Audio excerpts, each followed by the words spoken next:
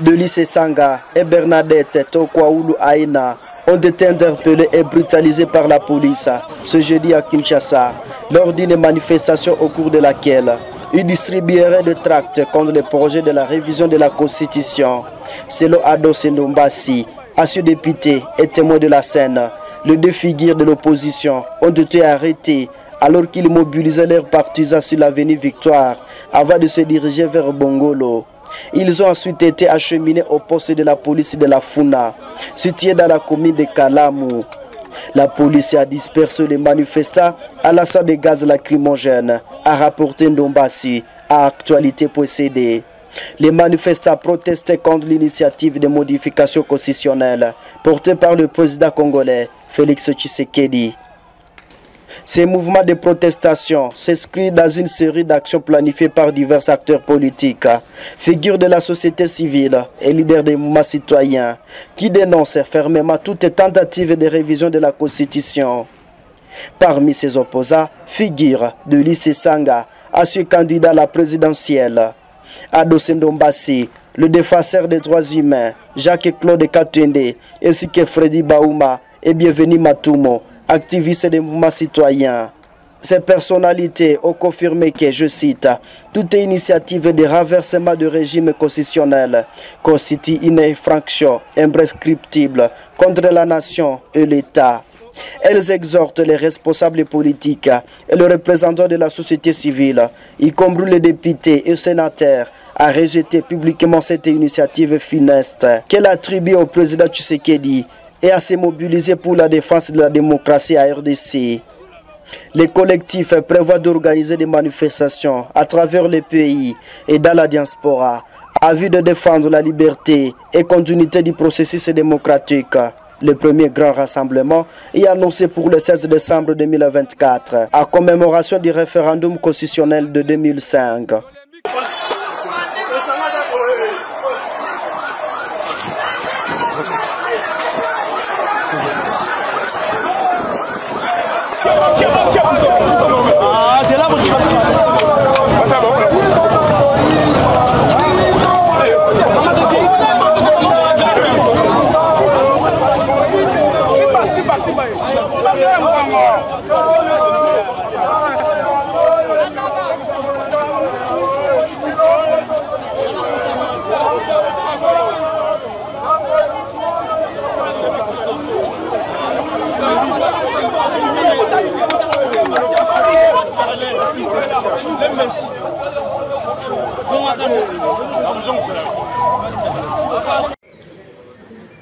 Enfin, l'Association nationale des victimes du Congo ANVC a déposé ce mercredi 13 novembre 2024 une pétition au Parlement où sa délégation a été reçue par le président de l'Assemblée nationale Vital Kamerhe.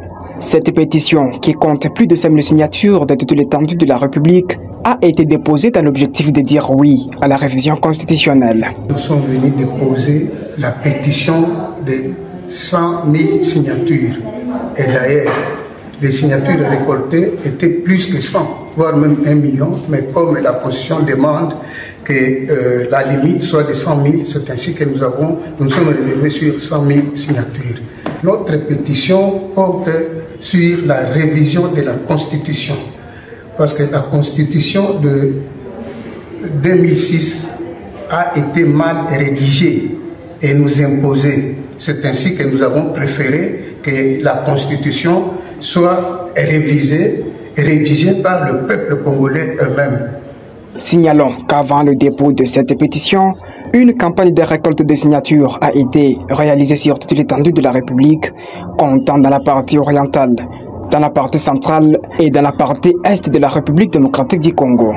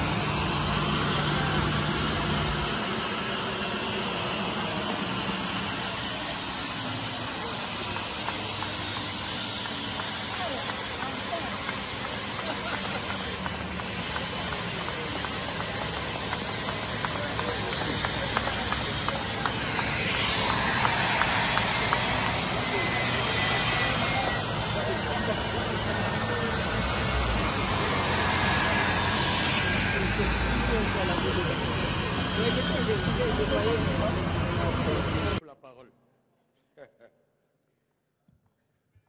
Honorable Président, vous m'ajouterez quelques minutes parce que j'ai une leçon à donner.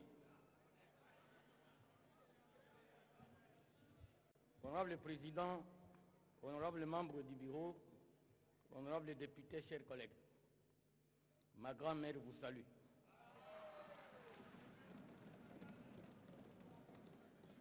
Honorable Président, avant que je n'entre dans le fond de mon intervention, je vais partager avec vous une expérience africaine de modèle de développement sur le plan des infrastructures. Il s'agit du modèle malgache sous la présidence de Marc Rovalomanana. Quand Rovalomanana entre en fonction comme président de la République, il imprime 5 calendriers. Si nous sommes en 2021, il met 2022, 23, 24, 25 et 26. Le ministre des Infrastructures présente son plan d'action et il fait les études de faisabilité. Il présente chez le président de la République. Il dit le coût du trajet à construire et le président lui pose la question, ça va coûter combien, pour combien de temps? Le ministre lui dit, ça va coûter 2 ans et demi. Il prend le calendrier de l'année prochaine. Je vais inaugurer quand? Il dit, on va inaugurer le 15 février 2025 ou 2026. Quand la date là arrive, le président ne prévient rien. Il va inaugurer. S'il trouve qu'il y a 1 kilomètre qui manque, tu es viré d'office. Viré. Honorable Président, je suis parmi les plus heureux aujourd'hui d'intervenir devant cette auguste plénière de l'état de nos infrastructures dans son ensemble.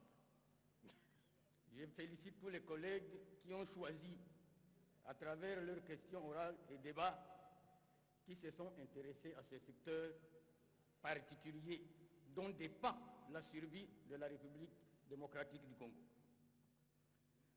Honorable Président, je viens du Haut-Katanga et je viens du Lualaba. On vous a aperçu là-bas à Kolwezi.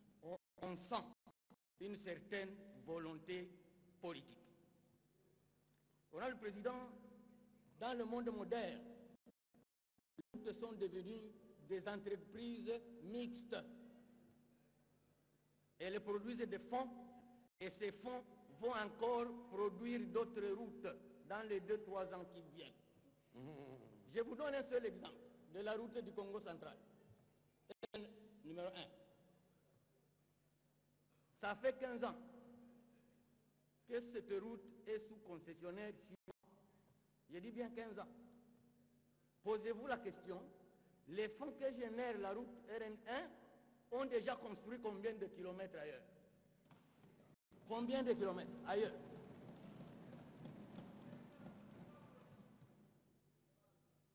Mais au Lualaba d'où je viens, la dame, avec les fonds de RRN, avec le fonds de Kolwezi, Kasumbalesa, la dame a dévié la route pour aller à Solwezi, à la frontière zambienne.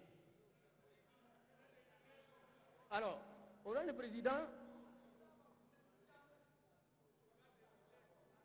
j'ai suivi attentivement attire beaucoup de gens. Donnez-moi le temps de terminer mon texte. J'ai suivi attentivement mon jeune frère Lutala Moutiki Trésor. Ah, il est plus jeune que vous. Il parle de la RN2, Bukavu, Mwenga, Kamituga, Kitutu, Kasongo. Mais il a oublié de parler de la RN5. J'ai suivi le ministre d'État, Gisaro, que la route Bukavu-Ouvira est programmée. On doit aller plus loin, jusqu'à Kalemi. On doit aller plus loin, jusqu'à Kalemi. Et pourquoi pas jusqu'à Lubumbashi? Jusqu'à Moba, Lubumbashi. Oui. Alors, le président, je vais parler de la ville de Kinshasa. La ville de Kinshasa est devenue un éléphant mort qui mérite guérison. Et à regarder de fond, la ville province de Kinshasa ne marchera jamais, ne se développera jamais tant qu'elle n'a pas été démembrée. Je propose qu'au lieu de regarder le seul gouverneur de la ville, réfléchissons comment on peut avoir 4 mairies dans la ville de Kinshasa. Réfléchissons comment on peut avoir 4 mairies dans la ville de Kinshasa selon les 4 circonscriptions électorales actuelles. Compter sur un seul individu, nous perdons du temps. Et ces 4 mairies, comment les répartir?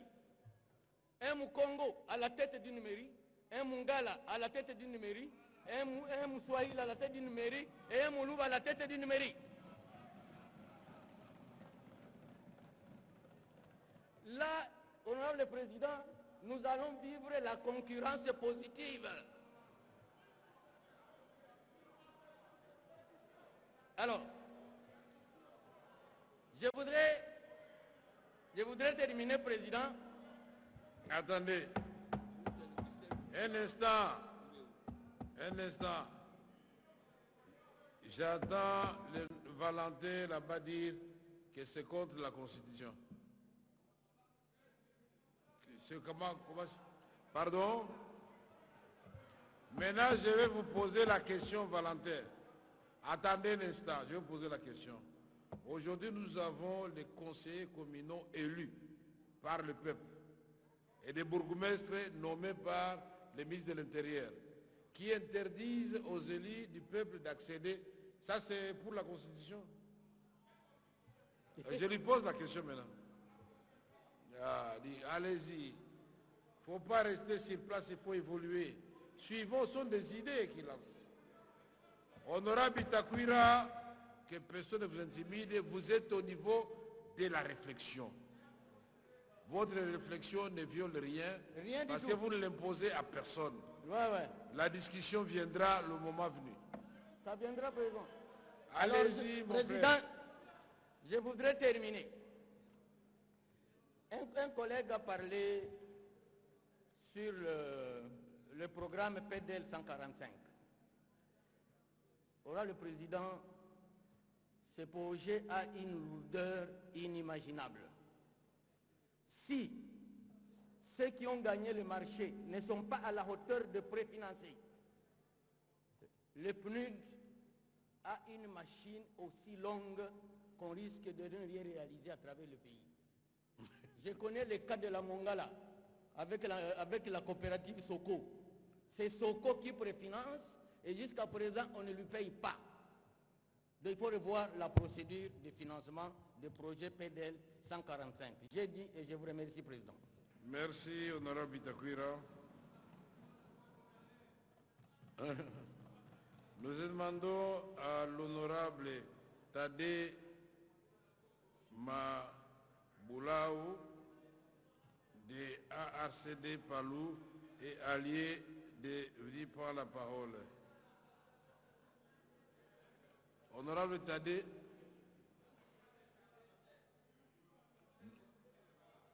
il s'est excusé. Ok, d'accord, nous passons donc. Vous le remplacez?